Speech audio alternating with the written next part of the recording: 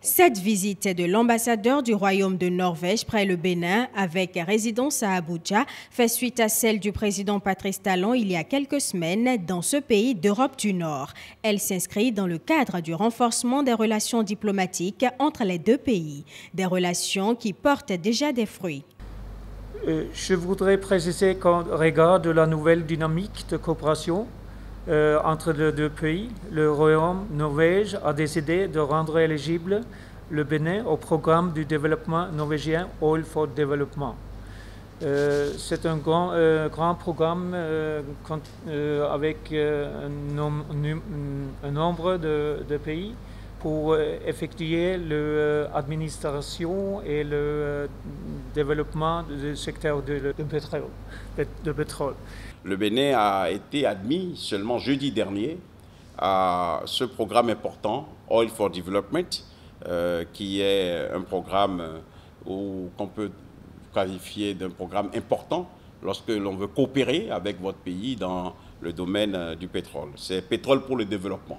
Oil for Development, Pétrole pour le développement, qui est l'un des programmes norvégiens de coopération au développement qui est piloté par la NORAD. La NORAD, c'est l'agence norvégienne de coopération pour le développement. Et ce programme offre une assistance aux pays comme les nôtres dans le domaine de la gestion des ressources pétrolières de manière durable, dans le domaine de l'exploration, dans le domaine de l'accompagnement technique et dans le domaine aussi d'une approche écologique, d'une approche socio-responsable, comme on dit, en veillant bien sûr à l'exploitation, une exploitation qui tient compte des besoins des générations futures.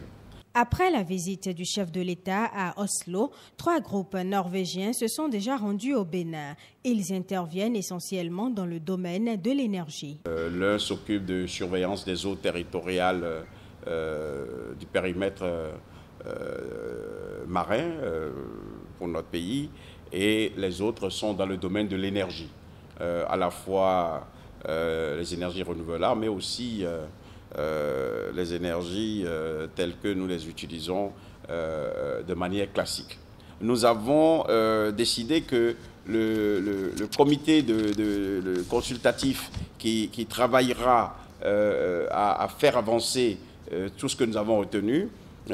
sera ici au cours du premier trimestre 2019, en même temps qu'une délégation d'hommes d'affaires norvégiens dans les secteurs du pétrole, du gaz, des énergies renouvelables, de l'aquaculture et du tourisme. Le président de la République a annoncé aussi également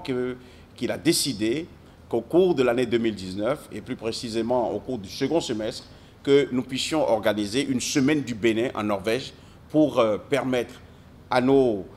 hommes d'affaires de mieux se familiariser encore avec les normes du marché norvégien, pour permettre à une agence comme l'ANPT qui gère le tourisme au Bénin de présenter les potentialités que nous avons, non pas seulement de jouissance du tourisme, mais les potentialités d'investissement dans le secteur du tourisme pour que notre pays devienne,